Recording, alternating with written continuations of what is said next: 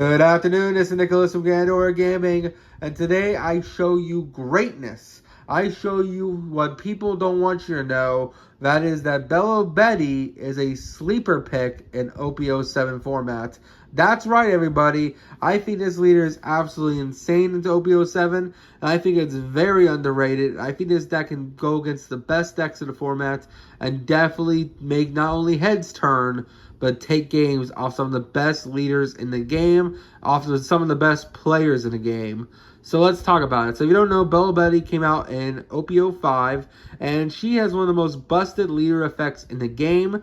Basically, once a turn, you can trash any Revolutionary Army type character or card from your hand, and then up to 3 of your Revolutionary Army type characters or trigger cards gain 3,000 power during this turn. What does that mean? Well, that basically says, hey man, for trashing 1 card from hand, you get to place up to 9 Dawn of power onto 3 of your characters, divided into 3.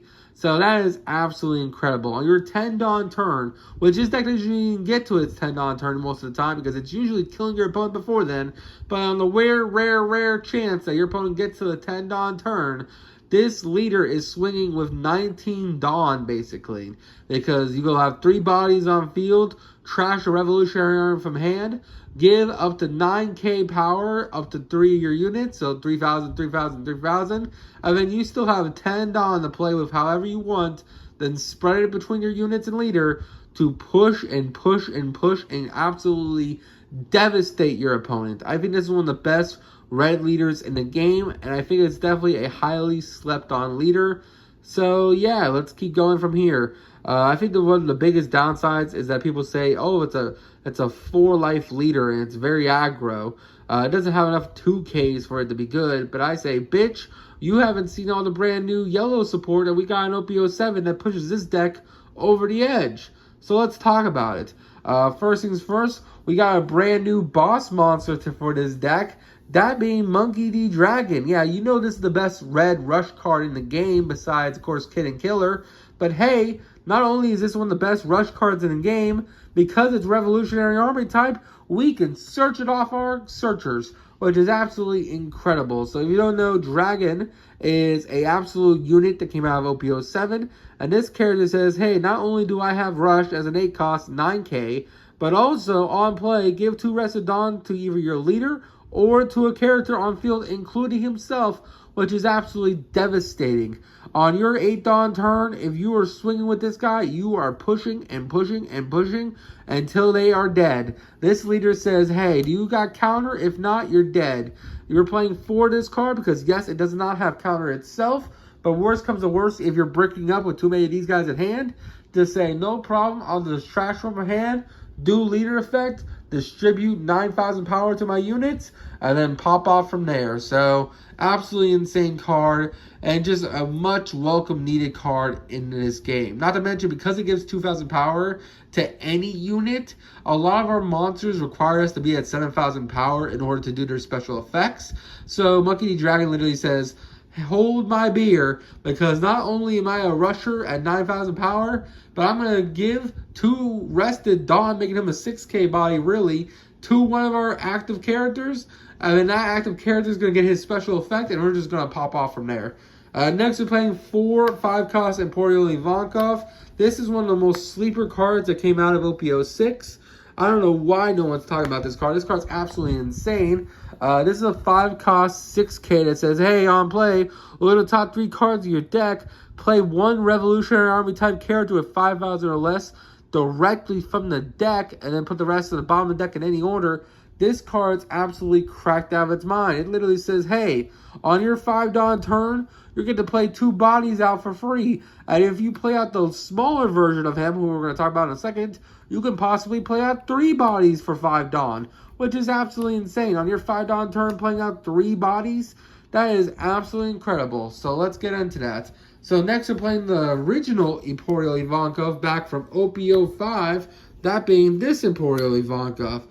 This Emporio Ivankov has the effect, hey, if this character once a turn during the main phase has 7,000 more power, you get to play 1 Revolutionary Army type character with 5,000 or less besides herself directly from the hand. So this card literally says, hey, If this card ever becomes a 7K, play any 5,000 or less unit directly from the hand for free. Yeah, we're just cheat coding Dawn here. Not only does our leader give us 9 Dawn distributed, basically, but this guy puts 2 rested Dawn on anybody, and this guy cheats out a whole bunch of bodies. So we are just using Dawn efficiently today. Next, we're playing 4 Karasu. This card is goated. This is probably one of the best revolutionary type cards. It's probably one of the best red cards in the game. 4,000 power, oh no, it's 5,000 power, 4 cost, 1,000 counter. On play, if your leader is Revolutionary Army type, give minus 1,000 power to either a leader your opponent controls or a character they control.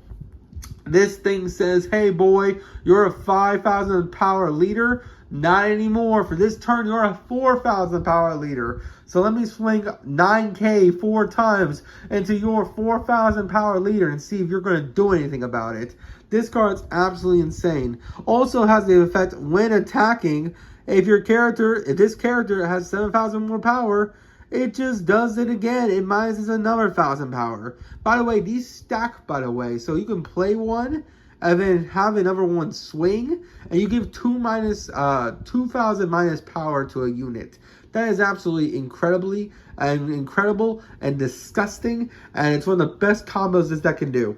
Next, we're playing 4 Lindbergh. This card is the GOAT. He is the sauce. He's one of the best triggers in the game.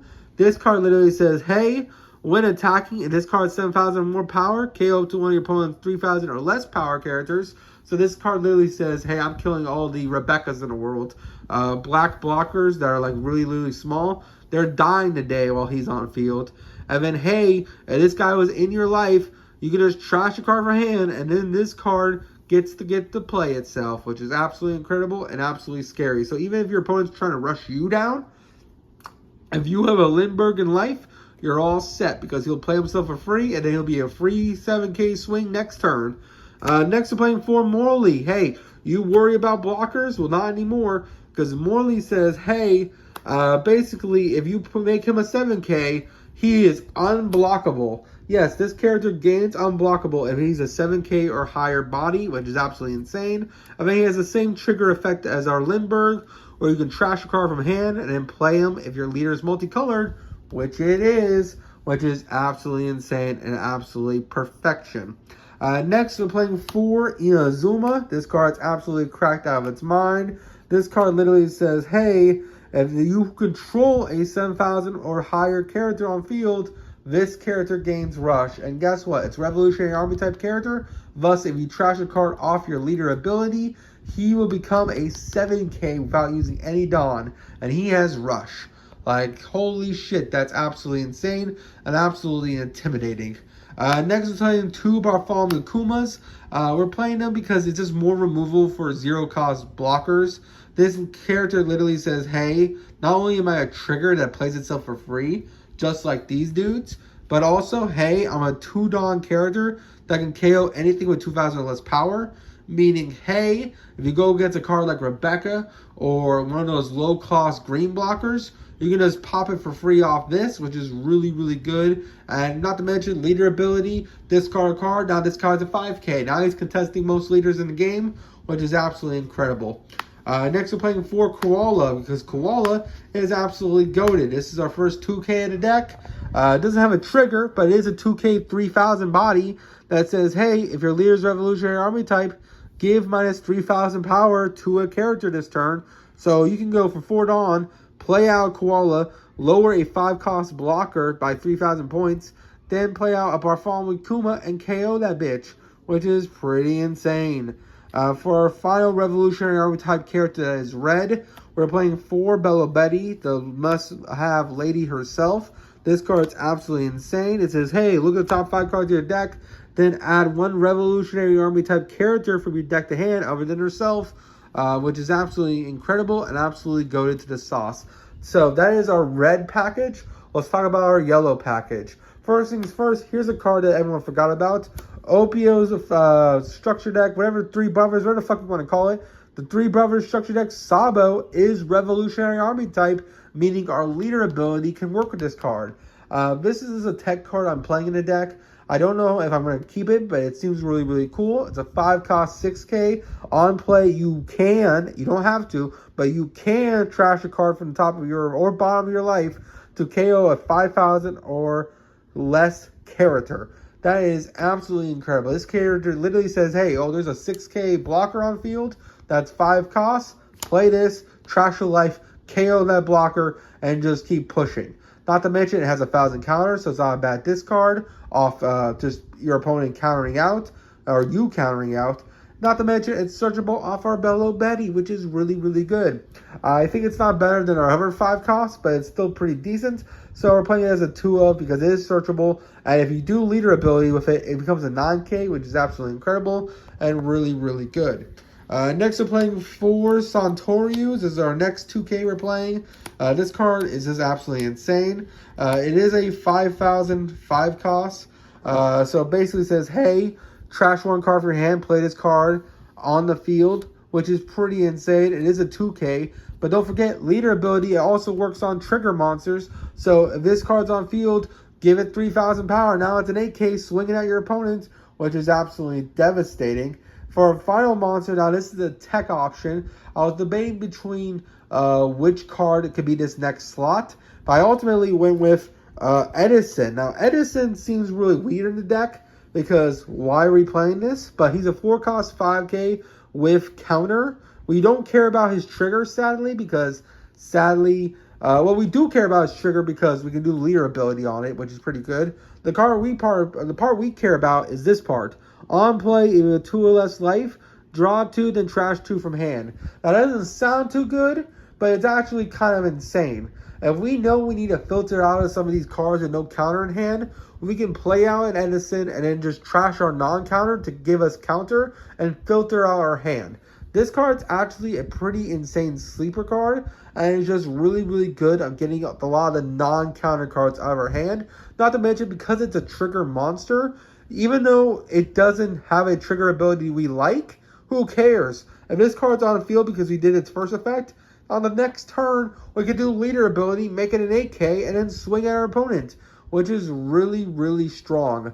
Finally, we're playing 200 million volts Amaru. This card's absolutely devastating to your opponent. Not only does it give 3,000 power to either a character or leader you control, but also if you have 1 or less cards in life, you just get the rest of 4 costs or lower character, which is absolutely insane. And then its trigger just says trash 2 from hand, and then you get to add a top card of your deck to your life, which is absolutely insane.